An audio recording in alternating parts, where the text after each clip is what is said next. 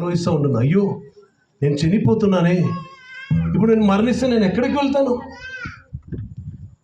అది తండ్రి గారు దేవుని సేవకుడు చాలా చోట్ల నిలబడి ఇటువంటి కూడికలో అనేక గ్రామంలో వెళ్ళి అడుగుతుంటారు, ఈరోజు నీవు చనిపోతే ఎక్కడికి వెళ్తారు? మనకందరికీ జన్మదినం ఉందా? బర్త్డే ఎంతమందికి ఉంది? అందరికీ ఉంది కదా.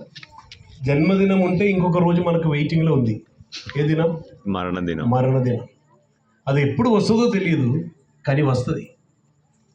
కుల మత వర్ణ వర్గ భాష వ్యత్యాసం ఏది లేకుండా మనల్ని వెదకి వస్తుంది ఈ మరణం. మరణంకు మాత్రం కనికరం ఉండదు. పెళ్లి జరుగుతున్నటువంటి ఇంటిలో రేపు పెళ్ళి అంటే రాత్రి మరణం జరగవచ్చు.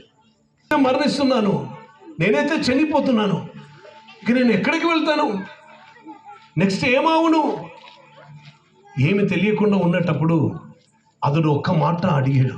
ఆ మాట ఏం తెలుసా? మా నాన్నగారు ప్రకటిస్తున్న దేవా, యేసుదేవా, నీవు నిజమైన దేవుడు అయితే నా ఆయుష్ను ఒక్కసారి పొడిగించు. నా ఆయుష్ ఒక్కసారి పొడిగింపబడితే నేను నిన్ను గురించి తెలుసుకుంటాను, నేను ఇతరులకు నీ గురించి తెలియపరుస్తాను.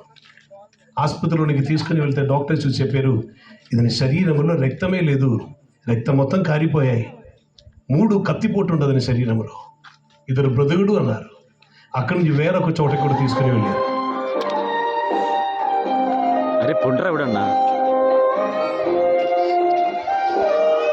ఏదైనా రీతిలో బ్రతికితే అతని జీవితకాలం మొత్తం బలహీనుడై ఉంటాడు. కారణం, అతని పేగులన్నీ బయటికి వచ్చేసింది. అతని ఇలా బ్యాక్ సైడ్లో ఉన్నందున కాలు చచ్చుపడిపోతుంది, నడవటం రాదు, అతను బ్రతకటమే కష్టం అన్నారు. కానీ ఆ వ్యక్తి బ్రతికాడు. ఆ బాబువే ఈ బాబు మీ ముందు నిలబడి ఉన్నాడు.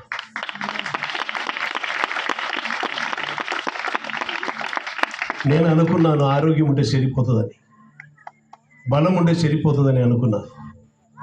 కానీ మరణం వచ్చి పిలిచినప్పుడు అర్థమైంది ఇది సరిపోదని. మరణం మాత్రం ఖచ్చితం, సమయం మాత్రం నిశ్చయం లేదు. ఎక్కడికి వెళ్తారు అని తెలియకుండా మనుషులందరూ మరణం ద్వారా వెళ్ళిపోతుంటే మరణము నుండి ఒకరు తిరిగి లేచారు, ప్రభు అయిన యేసుక్రీస్తు. ఆయన మనకు వాగ్దానం ఇస్తున్నారు, ఈ మరణంతో మనిషికి అంతం కాదు, కానీ మరణం తర్వాత ఇంకొక జీవితం ఉన్నది. ఈ భూమిలో మనుషులు మతమని కులమని వేరుపరిచి పెడతారు. ఎవరికి? ఈ మట్టి శరీరానికి. చనిపోయిన తర్వాత మనిషికి పేరు కూడా ఉండదు. నా పేరు జార్జ్, నేను చనిపోయాను అనుకుంటే చాలా ఆశించకండి. ఇప్పుడు చనిపోతే ఆ సమాధి చూడటానికి లేదా కార్యక్రమం చూడటానికి అని కొందరు వస్తారు, అవును కదా. వచ్చేటప్పుడు ఎవరు కూడా నా పేరు పలకరు. మరి ఎలా అడుగుతారు తెలుసా? బోడీ వచ్చిందా, బోడీ ఎప్పుడు తీయాలి, బోడీ ఎప్పుడు పాతి పెట్టాలి. విందైనటువంటి విషయం ఏమిటంటే, ఒక కోడి చచ్చిపోతే కోడికి పేరు వస్తాయి, తెలీదా?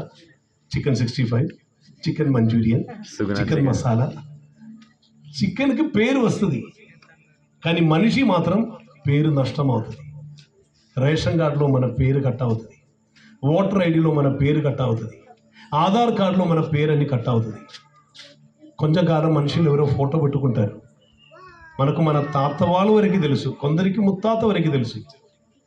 అందుకు ముందు కూడా ముత్తాతకి ఇంకొక ముత్తాత ఉంటారు కదా, తెలుసా ఎవరని?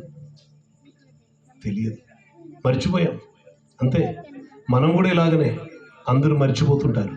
కానీ మరువని ఒకరున్నారు, మనల్ని భూమిలోనికి పంపిన ఒకరు, ఆయనయే దేవుడు. ఆ దేవుని వద్దకి తిరిగి వెళ్ళాలి అని ప్రయత్నం చేసి మనుషులు ఒక్కసారి అడుగుతూ ఉండరు. ఎలా అడిగారు తెలుసా?